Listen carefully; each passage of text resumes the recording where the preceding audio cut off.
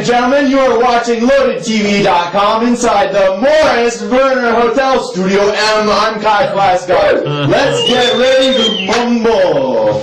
Oh, yeah. So we've got a stand-up comedian here who is sitting down today.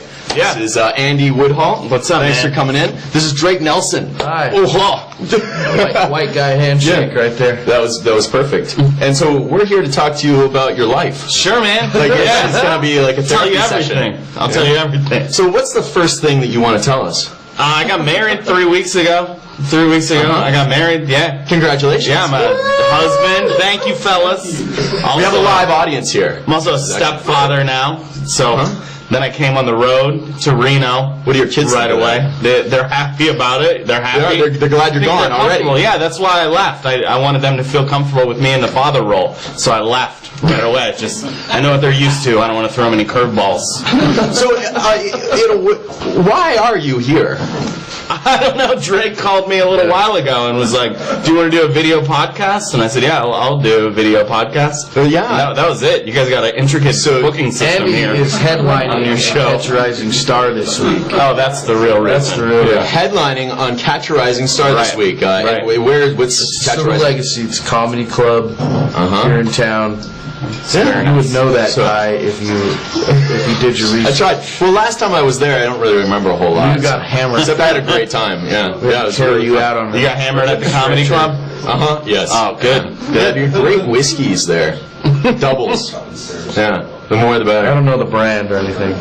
So you were in Raleigh, North Carolina. Raleigh, North Carolina. And you got married. How was the wedding? I got married. The wedding was great. Have you ever had a wedding before? Yeah, a couple. A wedding. I don't know if you know They this, keep but progressively getting worse. oh, you've had more than one. So maybe you do know this. The father of the bride not too pumped up to pay for that second wedding. That's the real thing.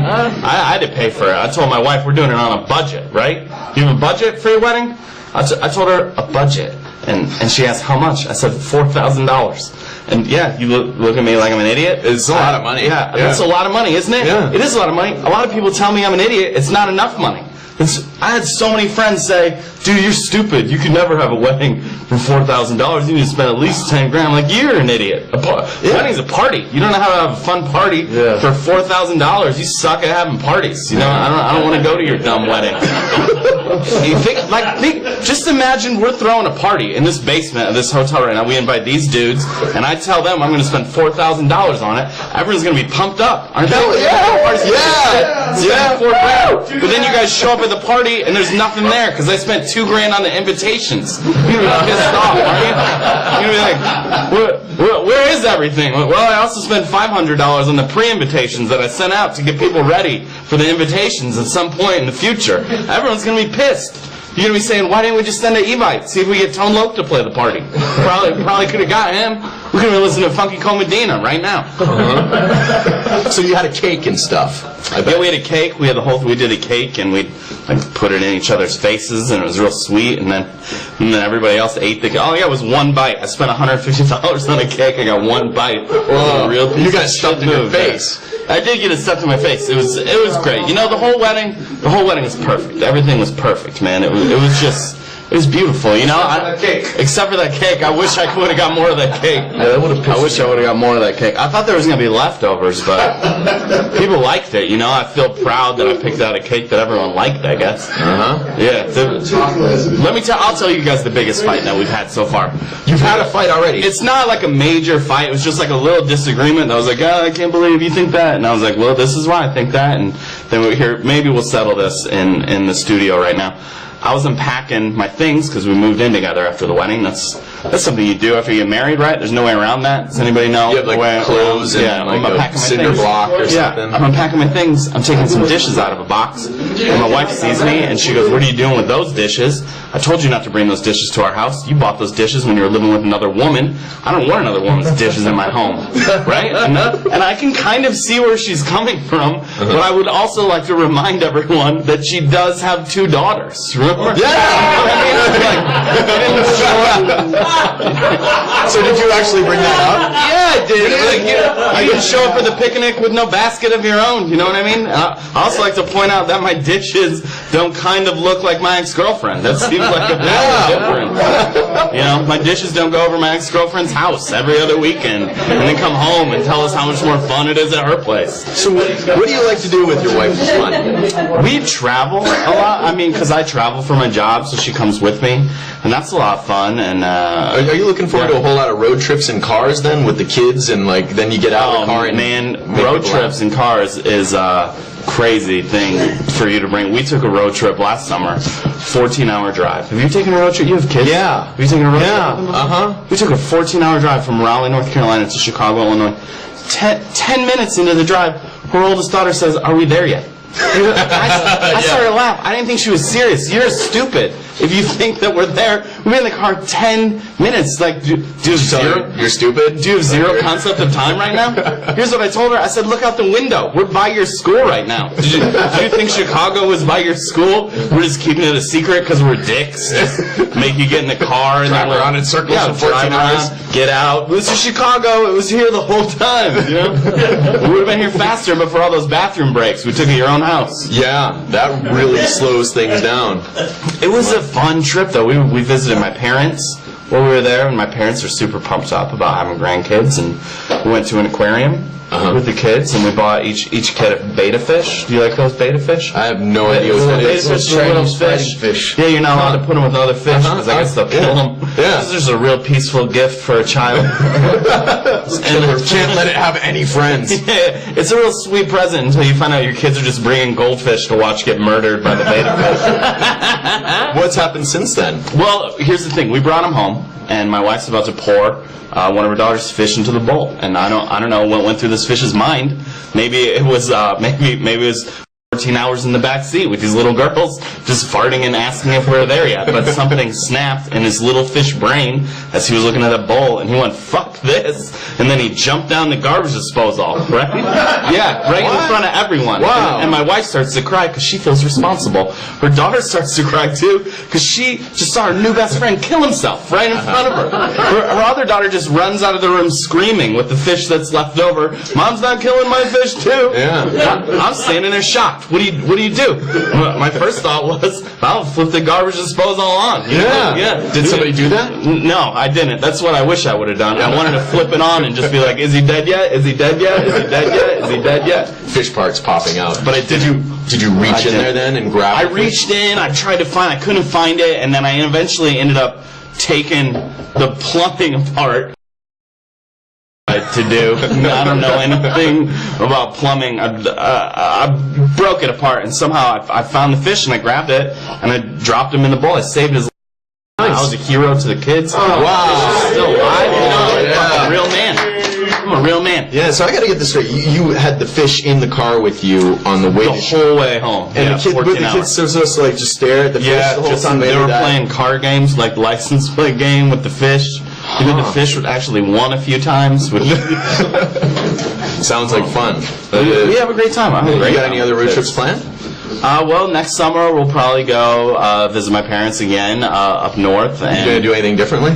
No. Not get a fish? They might not get a fish this time. Maybe this time a cat or something. I don't know. But get a gerbil or something. Get a gerbil. They have a gerbil at their dad's, or a hamster or something at their dad's house. So they already got that. They got that covered. So that's always something that people family really gets covered. You have some new kids, in your family, and those kids are with another family sometimes, and so then the kids come, and then they got some sort of weird tick that they've developed. Or something it's hard. Sometimes they come back with a little bit of attitude. It's hard on the kids. You just have to remind yourselves how hard it is on the kids, I think, and just kind of accept that you have this family that you love, and you kind of have to share them with someone else for a little bit. This is like a real bummer, but it is something that exists in life. I mean, I hope that my wife and I have more kids. Honestly, I hope we have more, and I'll probably love them more than the old ones. Don't you think? Do you guys not agree with me? I don't know. I'm joking, obviously. No, joking. All the kids might hate each other, and who knows? Yeah, maybe. I mean, here's the point that I'm trying to make. I'll belabor it a little bit. even though I think I'm losing the attention of our studio audience, is just pretend for a minute that you spent your whole life wanting to have a boat, right? It's just to pretend you wanted to have a boat. This is an analogy for your kid. This is an analogy for the kid. You want to have a boat, the boat is the kid. You want to have a boat, and then one year you married someone that had a boat, and you got to drive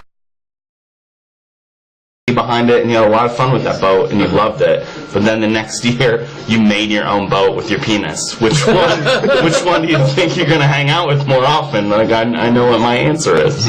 Your own boat. You wouldn't go back to the other boat, would you? I still would. You know, I love the kids. It's scary being a step-parent. They never come with some sort of weird thing that they've been doing over there at their parents' house. Mostly they just come with like a little bit of an attitude sometimes. Just like, what kind of attitude do they give you? Just like over there, there's not as many rules and stuff, and it's great for the kids because they get like a release. They get a little vacation from having to clean the room and brush their teeth and stuff like that. You got some rules in your house, like don't make a boat with your penis. No making boats with your penises. They're both girls, but no smoking pot. That's a big one at our house. No kids smoking pot. You know, my wife is so great with the kids, and she doesn't have a ton of like explicit rules. Just respect her, do what she says, and keep your room cleaned out. You know, that's like all the kids are really in charge of doing, and which is probably all kids need to be in charge of. That's a lot for to do everything that the parent says. That's a lot. Yeah. Do your kids do everything that you say?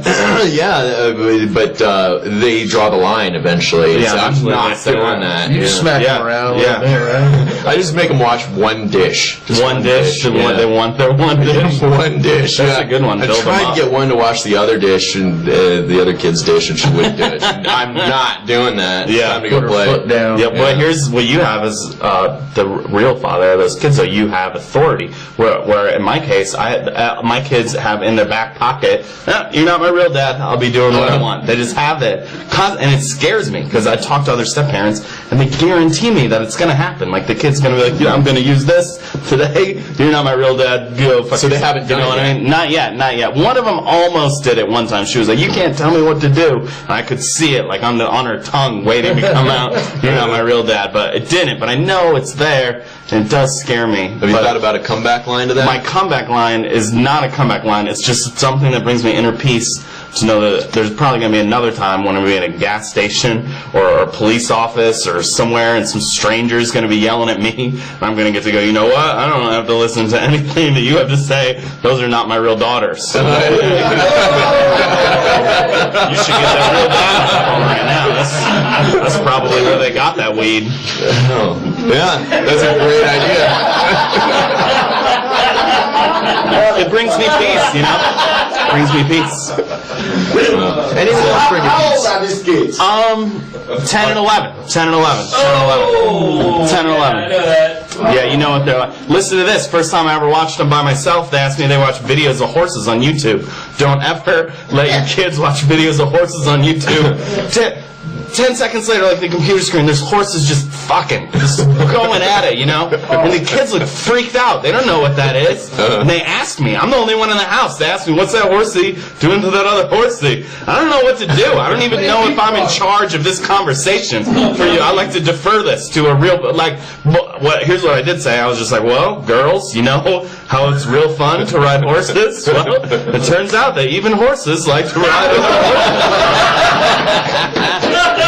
They were like, when you give us piggyback rides? No, nothing. Like when I give you piggyback rides.